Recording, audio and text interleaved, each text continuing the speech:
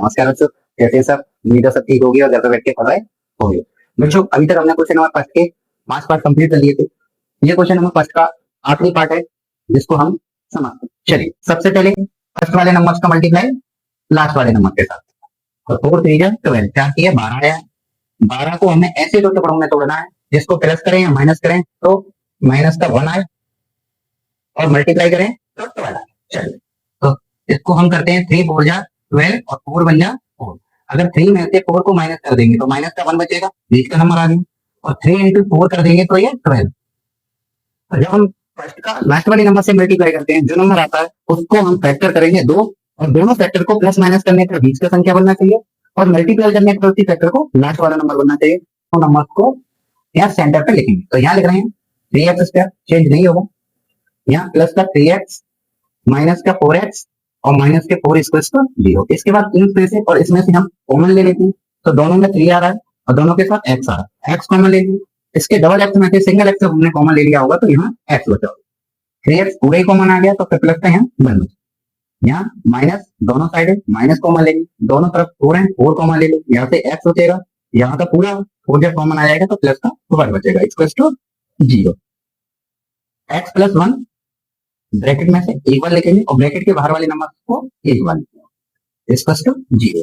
इसको भी 0 के साथ लेंगे और इसको भी 0 के साथ लेंगे। तो x प्लस 1 इक्वल्स टू 0 और 3x माइनस के 4 इक्वल्स टू 0 हो गया। x ये प्लस की संख्या को इक्वल्स के इधर लेके आएंगे तो माइनस का हो जाएगा और यहाँ 3x ये माइनस का नंबर उधर आके प्लस का हो जाएगा। 3x इक्वल्स टू 4 अपॉन में 3, इंटू वाली संख्या हमेशा अपॉन में चली जाती है। यहाँ से x का मान आ रहा है और यहाँ से भी x के, यानी कि x के 2 मान होते हैं। तो एक x का मान हमारे लिए अल्फा होता है और दूसरा x का मान हमारे लिए बीटा होता है। तो इस प्रकार से हमने अल्फा और बीटा के मान निकाल लिए।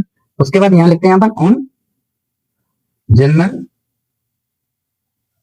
Comparing equation ax square plus bx plus c equals to 0। समीकरण ax square plus bx plus c equals to 0 से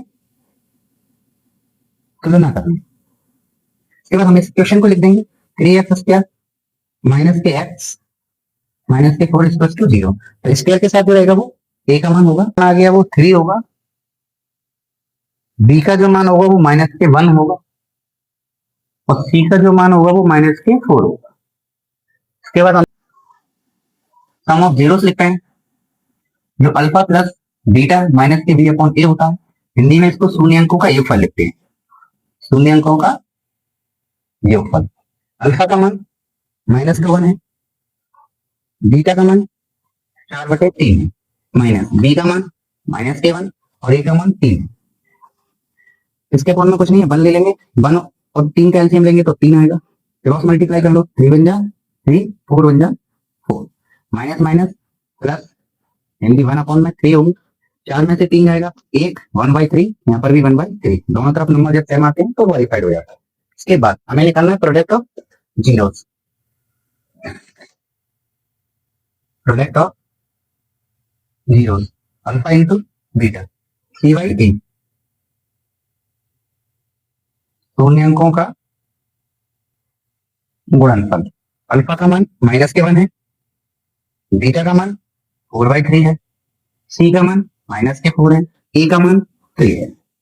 4 बन जा 4/3 और यहाँ पे भी 4/3। दोनों साइड जब नंबर सेम आते हैं तो वो हमारा रिक्वायर्ड आंसर निकल जाता है। तो इस तरीके से हमने क्वेश्चन नंबर 5 के सारे पार्ट कर लिए।